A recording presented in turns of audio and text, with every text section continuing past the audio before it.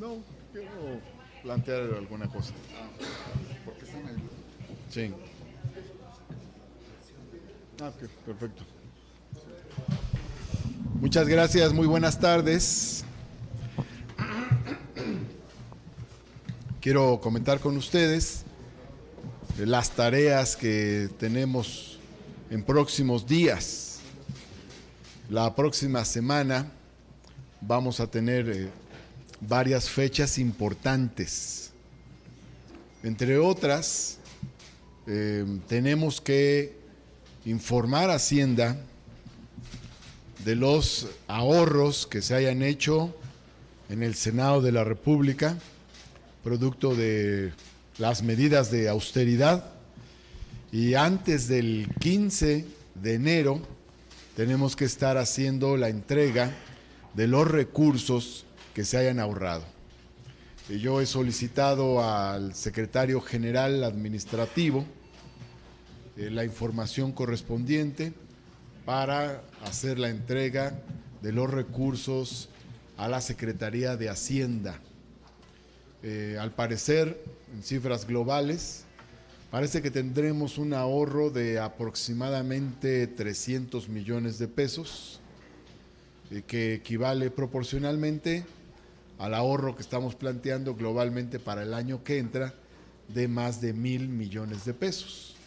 Entonces, este ahorro de 300 millones de pesos es de este cuatrimestre que terminó en diciembre, y este ahorro es a pesar de las indemnizaciones que se hicieron al personal de estructura, mandos y personal de honorarios al inicio de esta legislatura. Entonces, esto ya lo informaremos con mayor detalle en cuanto la Secretaría General termine de hacer ya todos los cálculos minuciosos. Pero, insisto, parece que tendremos un ahorro general de aproximadamente unos 300 millones de pesos del cuatrimestre septiembre-diciembre, mismos recursos que serían devueltos a la Secretaría de Hacienda antes del 15 de enero. Y esperaremos las cifras concluyentes de parte de la Secretaría General Administrativa de la Cámara de Senadores. Por otro lado, también vamos a tener el 15 de enero la sesión de la Comisión Permanente del Congreso de la Unión por la mañana. Esta sesión no va a ser el miércoles, va a ser el martes, porque el miércoles comienza el periodo extraordinario. El miércoles se reúne en sesión general el Congreso, quiere decir que las dos cámaras estaremos reunidas en San Lázaro el miércoles 16 a las 11 de la mañana. Y después ya se reunirá cada cámara por separado, por su lado. Como presidente de la Cámara de Senadores voy a citar a la Cámara a la 1 de la tarde, a las 13 horas, de tal forma que podamos acudir a la sesión general del Congreso de la Unión y después trasladarnos a la sesión del Senado de la República. Vamos a tener, para empezar, el tema relacionado con la ratificación de los altos funcionarios de la Secretaría de Relaciones Exteriores, y también a continuación tendremos la aprobación de la lista de propuestas para la Fiscalía General de la República. El Senado tiene que aprobar en el Pleno una lista de 10 personalidades, hombres y mujeres, que reúnan los requisitos y que tengan la aprobación de las 2/3 partes de las senadoras y los senadores. Esta lista se enviará al presidente de la República para que éste elabore la terna que enviará al Senado y de la cual el Senado escogerá al fiscal general. Ese es el procedimiento. Vamos en principio a mandar la lista. No sabemos en qué tiempo devuelva la terna el presidente. El presidente tiene hasta 10 días para elaborar la terna, pero podría enviarla desde el primer día. Ya esa es decisión del Ejecutivo Federal. En cualquier caso, vamos a estar en comunicación con el Ejecutivo para conocer con mayor detalle los tiempos con los cuales trabajará la propuesta de terna que tenga que enviar al Senado de la República. Y de esa terna el Senado tendrá que elegir al fiscal también por 2/3 partes. Ahora bien, si el Senado no pudiera concretar una propuesta con la aprobación de las 2/3 partes, entonces lo que tendría que hacer el presidente sería enviar la terna. El Senado tiene un plazo, vencido ese plazo, el presidente puede enviar la terna sin que el Senado, sin haber recibido del Senado la propuesta de la lista de 10 personalidades. Cada uno de los pasos tiene una correspondiente consecuencia al cumplirse los tiempos, de tal forma que el país no se quede sin fiscal general. Así es de que habrá fiscalía en cualquier caso, pero vamos a buscar evidentemente los acuerdos, que eso es lo mejor. Acuerdo de 2/3 partes en el Senado de la República. Está trabajando la Comisión de Justicia, ya aprobó el listado de los que son elegibles y ahora corresponderá a la Junta de Coordinación Política elaborar la lista de 10 que llevará al seno del Pleno del Senado. Bien, pues eso es, digamos, el calendario que tenemos. El periodo extraordinario está citado el 16 como punto de partida. No hay fecha de término en la convocatoria al extraordinario. Es decir, las cámaras utilizarán el tiempo que juzguen conveniente para resolver los temas para los que se citó este periodo extraordinario de sesiones. Por favor, adelante. Buenos días. ¿Nos podría hacer el favor de explicarnos en qué se ahorraron esos 300 millones de pesos en solo 4 meses? Y después la perspectiva que tienen para 1,000 millones para el 2019. Gracias. Estos ahorros se derivan del plan de austeridad. ¿En qué nos ahorramos? En muchos rubros. Menciono algunos. Por ejemplo, se eliminó el seguro de gastos médicos mayores con cargo al erario. Se eliminó el seguro de separación individualizada. También se eliminó el llamado complemento de aguinaldo. El aguinaldo aquí se duplicaba en el Senado en tiempos pasados. Ahora ya no es así, ahora solo es el que señale la ley. También se eliminó el llamado bono de bienvenida, que eran casi 400,000 pesos al inicio de la administración, al inicio de la legislatura por cada senador. Por otra parte, también se eliminó el llamado estímulo por evaluación, que es una forma de bono que se daba a los senadores y a los altos mandos de la administración del Senado. Por otra parte, se disminuyó en un 50% el presupuesto para los grupos parlamentarios, disminuyó el número de comisiones de 64 a 44. También, por otro lado, se disminuyó el techo de los órganos de gobierno en un 30%. También se quitaron los vales de despensa a senadores y a los mandos de la administración. Por otro lado, también se retiraron los vehículos que estaban al servicio de algunos senadores que tenían ciertos cargos de dirección en el Senado o de gobierno en el Senado de la República. Y por otro lado se hicieron también ajustes en cuanto al personal de honorarios que se contrata cada vez que se renueva una legislatura. Entre otras medidas, estas son las que han permitido el ahorro de recursos en el Senado y las que permitirán el ahorro el año que entra. Gracias. Senador, buenas tardes. Adelante.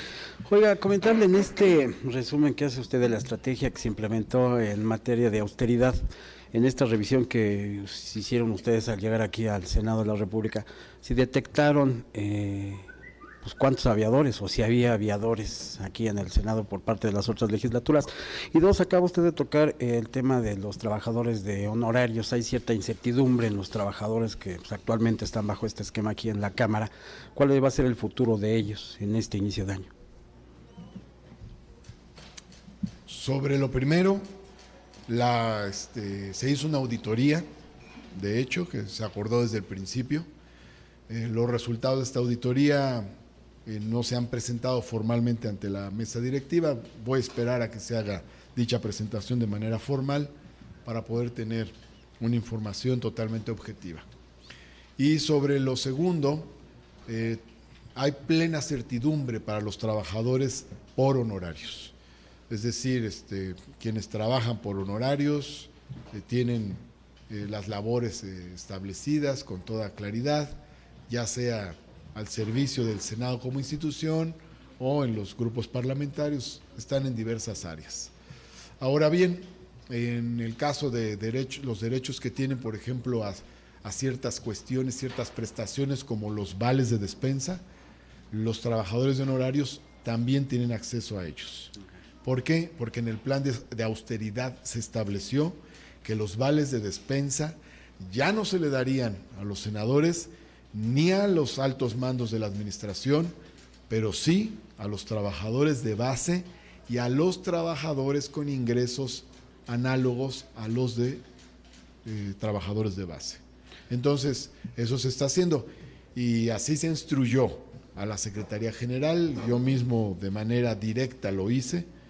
Y si se encuentra algún caso donde esto no se esté cumpliendo, pues inmediatamente lo recogemos y lo informamos a la Secretaría General para que se resuelva conforme a lo que ha acordado el Senado de la República. ¿Esta certidumbre de la que usted habla significa que, digamos, por lo menos en este año pueden estar tranquilos los trabajadores de base? Todos los trabajadores de honorarios que están ya contratados, por supuesto que pueden estar con certidumbre realizando sus labores. Okay, gracias. Es decir, lo que se hizo fue disminuir el número de contratos por honorarios, pero pues eso ya ocurrió. Ya quienes están laborando, pues quiere decir que ya fueron contratados, es decir, seguirán trabajando a lo largo del año. Muy bien. Gracias.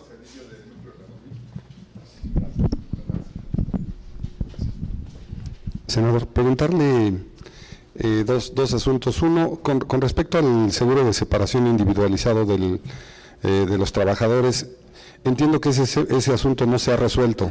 Las personas que lo tenían contratado, que más bien lo pagaba el Senado y lo suspendieron, insisten en que pues la aseguradora le sigue dando vueltas, en fin, ahí hay una situación y entiendo que eso en el resorte del Senado sería fácil resolverlo, pero no sé por qué no quiere entrarle el Senado o si hay alguna instrucción en específico al área administrativa para que eso no suceda. Segundo, preguntarle con respecto al tema del huachicol y del desabasto, que bueno, pues el gobierno dice que no hay desabasto, pero pues no hay gasolina, ¿no? Entonces la gente está realmente muy preocupada y ya no solamente es el tema de que no haya gasolina en las gasolineras, sino que ya empieza a haber una situación también que está repercutiendo en la distribución de bienes y servicios en el país y en la propia industria, que ya también se está quejando. Entiendo que en la permanente va a haber una comparecencia de la secretaria, pero yo quisiera su opinión con respecto a esta situación.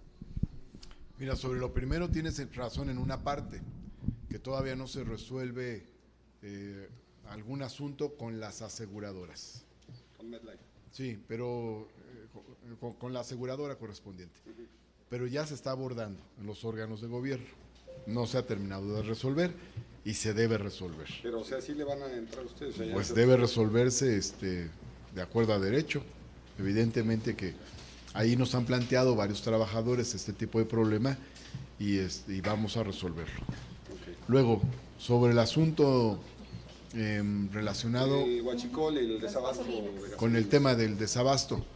Bueno, hay una información que ha dado el gobierno de la República en el sentido de que se está instrumentando una forma de distribución diferente y evidentemente que esperamos que esta forma de distribución distinta pueda lo antes posible tener resultados para el bien de la ciudadanía.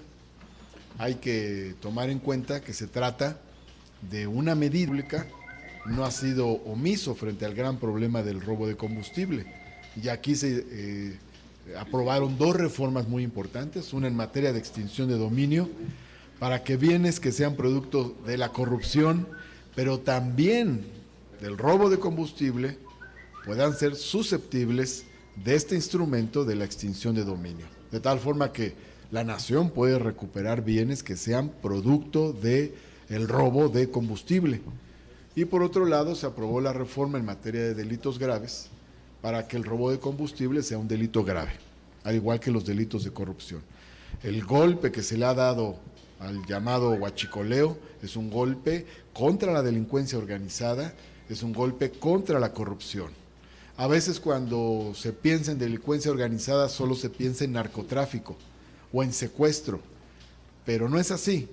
Alrededor del robo de combustible se organizó una red de delincuencia impresionante, se perforaron ductos en muchas regiones del país, se hicieron redes de abastecimiento paralelas, muchas gasolinerías recibían combustible que era robado, ya sea que lo recibieran a otro precio o al mismo precio, pero había una fuente de abastecimiento distinta del abastecimiento legal. Entonces, bueno, el golpe que se le ha dado a esta delincuencia organizada, pues ha sido muy severo, muy fuerte, y evidentemente pues ha trastocado las inercias que había. Pero para la población... De todas maneras, eso no quiere decir que no se deba resolver el problema de abasto, y evidentemente que estamos atentos a la información que brinda el Gobierno de la República, y hemos escuchado que en días próximos se normalizará el abasto a través de nuevas medidas de distribución. En el caso de la Ciudad de México hay una afectación particular que tiene que ver con un daño que sufrió un ducto que traía combustible hacia la Ciudad de México. La información que tenemos es que se está reparando este ducto y bueno, eso ayudará a que se restablezca el servicio general. De la información que ha dado el gobierno de la ciudad, se ha señalado que de más o menos unas 400 gasolinerías, había problemas en poco más de 100 y ahorita más o menos en 80 gasolinerías hay falta de combustible. Entonces, bueno, quiere decir que en la mayoría se está surtiendo el servicio, se está surtiendo el combustible, se está dando el servicio correspondiente. De todas maneras, también somos sensibles a esta problemática y también estamos a la espera de que finalmente se regularice el abasto de combustible. Esto también es importante. No desdeñemos, sin embargo, la importancia del golpe que se ha dado a esta delincuencia organizada encargada de saquear y sustraer el combustible que debería entregarse por vías legales. No podía seguir esta situación del saqueo que se estaba dando a una riqueza que es del país. Muchas gracias, senador. Buenas tardes. Quisiera dos temas, insistir un poco en la pregunta que decía mi compañero Gerardo, sobre la repercusión del desabasto de combustible, no necesariamente en el combustible en sí mismo, sino en lo que pudiéramos esperar en próximos días en materia de abasto de alimentos, servicios públicos, camiones de basura que se queden sin combustible para ir a recoger la basura, bomberos, en fin.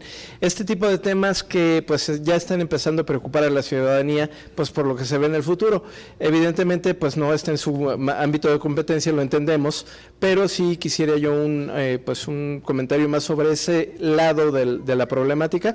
Y por otro lado, si me pudiera hacer algún comentario sobre cómo ve el avance de los foros que se están organizando en Cámara de Diputados sobre la Guardia Nacional, por favor. Bueno, sobre lo primero, confiamos en que los gobiernos, particularmente el gobierno federal, regularizará el sistema de distribución próximamente. Y por otro lado también vamos a tener las reuniones de trabajo con los funcionarios, con 4 funcionarios, sobre este mismo tema en próximos días, y vamos a tener comunicación directa con los funcionarios. Yo voy a entrar en contacto con la Secretaria de Energía para tener también mayor información al respecto y mayor intercambio y poder compartirlo con la ciudadanía. Ahora, sobre los temas relacionados con la Guardia Nacional, se están llevando a cabo foros muy importantes en la Cámara de Diputados y ahí se han escuchado opiniones de los gobernadores, presidentes municipales, organizaciones de la sociedad civil, en fin, y van a continuar los foros hoy, mañana, de tal forma, y el sábado, de tal forma que se recojan planteamientos de la sociedad. ¿Lo tomaron como insumos para el Yo periodo creo que se debe extraordinario? tomar en cuenta lo que se diga. ¿Y Es cómo van importante. con el periodo, por cierto? ¿Cómo va la organización del periodo extraordinario? Con eso empecé. El día 16 empieza el periodo extraordinario. Sí, sí. Con la sesión de Congreso General a las 11 de la mañana en San Lázaro, y vamos a convocar a la 1 aquí en la sede del Senado. Y luego, a partir de ahí, ya el Senado irá desarrollando sus temas. Comenzaremos con la ratificación de los altos servidores públicos de la Secretaría de Relaciones Exteriores. Luego seguiremos con la ¿cómo se llama? La aprobación de la lista de 10 propuestas para la Fiscalía General, y vamos a estar atentos al desarrollo de los trabajos en San Lázaro. Bien, gracias. Señor Miguel Anguiano. Senador, hablan mucho de la austeridad. Está bien, han ahorrado mucho dinero. Pero ahora hablemos de los ingresos. Aquí en el Senado de la República hay 2 instituciones bancarias que cobran muchas comisiones. Hay una oficina de expendedora de boletos de avión, hay librería y hay un estacionamiento concesionado donde hasta pensiones para taxis tiene. Mi pregunta es, ¿nos podrías informar cuánto recibe el Senado por la renta de estas oficinas, o es una concesión graciosa para el sector privado? Con todo gusto me llevo tus preguntas y con todo gusto consultaremos al área administrativa al respecto para tener la respuesta correspondiente. Ojalá. Claro que sí, con todo gusto. Muchas gracias. Que tengan bonito día.